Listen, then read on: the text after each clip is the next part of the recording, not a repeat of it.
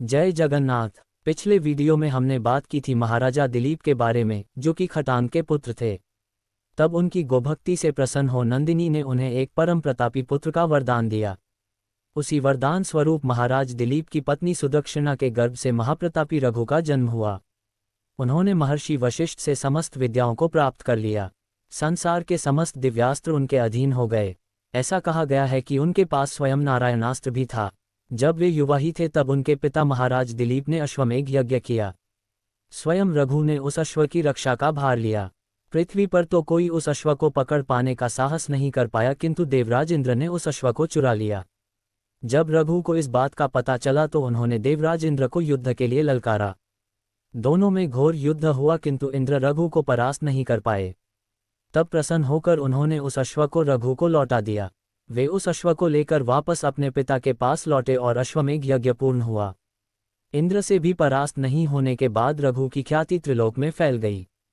अपने पुत्र का ऐसा प्रताप देखकर महाराज दिलीप ने उन्हें अयोध्या का राजा बना दिया और स्वयं वानप्रस्थ ग्रहण कर लिया। महाराज एक सम्राट के रूप में अपने पिता से बढ़कर निकले और उन्होंने संपूर्ण विश्व में अपने राज्य की पताका फैला दी। उनका प्रताप ऐसा था कि संसार के सभी राजा उनके ध्वज तले शासन करने में प्रसन्नता का अनुभव करते थे। इस प्रकार महाराज रघु ने पृथ्वी पर अपना एक अक्षत्र राज्य स्थापित कर लिया। महाराज रघु का विवाह सुनैना नामक कन्या से हुआ। कुछ ग्रंथों में उनकी पत्नी का नाम चंद्रभागा बताया गया है। उनसे उन्हें एक पुत्र की प्राप्ति हुई जिनका नाम था अज। अज का विवाह राजकुमारी इंदुमती से हुआ।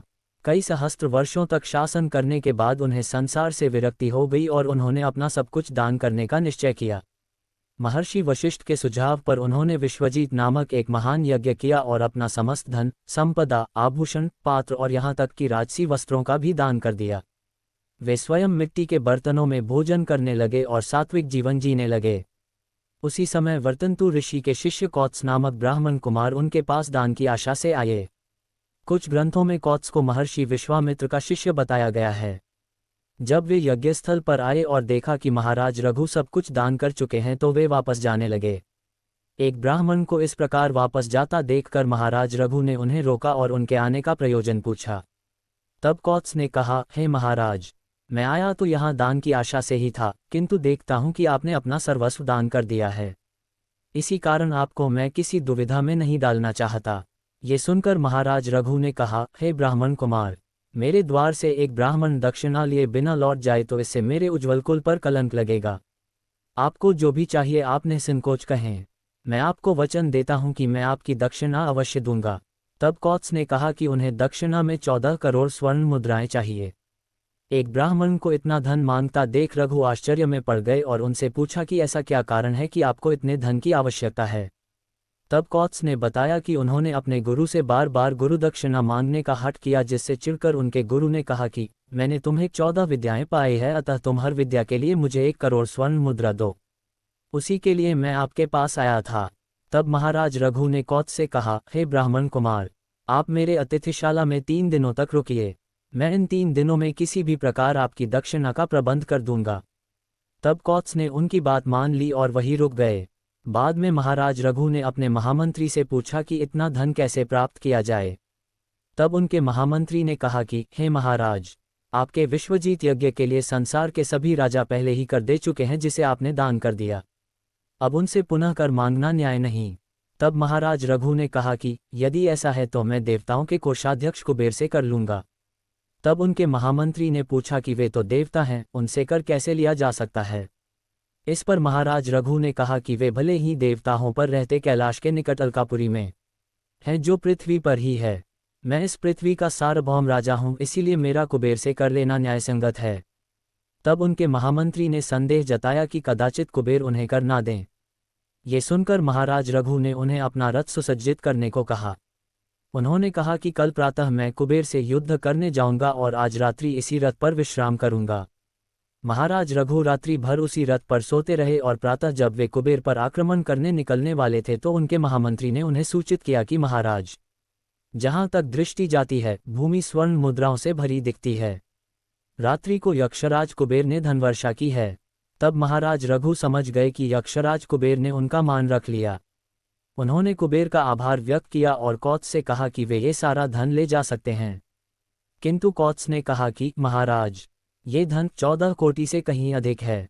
मैं वचन से बंधा हूँ, इसी कारण उससे अधिक धन स्वीकार नहीं कर सकता। ये सुनकर महाराज रघु ने 14 करोड़ स्वर्ण मुद्राएं कौत्स के साथ भिजवा दी और शेष बचे समस्त धन को अन्य लोगों को दान कर दिया। उस दिन एक बार फिर से उनका प्रताप त्रिलोक ने देखा। तभी से उनका कुल रघुकुल के नाम से विख्यात हुआ और ये कहावत आरंभ हुई कि रघुकुल रीत सदा चली आए, प्राण जाए पर वचन ना जाए। कुछ दक्षिण भारतीय ग्रंथों में महाराज रघु और रावण के युद्ध की चर्चा भी आती है। कथा के अनुसार एक बार रावण महाराज रघु से युद्ध करने अयोध्या आया। उस समय वे अपने भवन में नहीं थे। तब रावण ने उनके द्वारपाल को सूचना दी और क्रोध में वापस लंका चला गया। जब महाराज रघु वापस लौटे तो उन्हें रावण की चुनौती का पता चला। वे क्षत्रिय थे और किसी की चुनौती अस्वीकार नहीं कर सकते थे। रावण तो चला गया था, किंतु उसे सबक सिखाने के लिए महाराज रघु ने नारायणास्त्र का संधान किया और उसे लंका की ओर छोड़ दिया।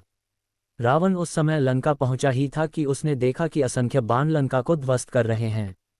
रावण ने पहचान लिया कि ये नारायणास्त्र है, जिसके निवारण का केवल एक ही उपाय है कि उसके समक्ष आत्मसमर्पण कर दिया जाए। उसने अपनी प्रजा को ऐसा ही करने को कहा और स्वयं रथ से उतारकर उसने नारायणास्त्र के समक्ष आत्मसमर्पण किया। तब कहीं जाकर नारायणास्त्र वापस लौटा। इससे रावण को भी महाराज रघु की शक्ति का ज्ञान हो गया।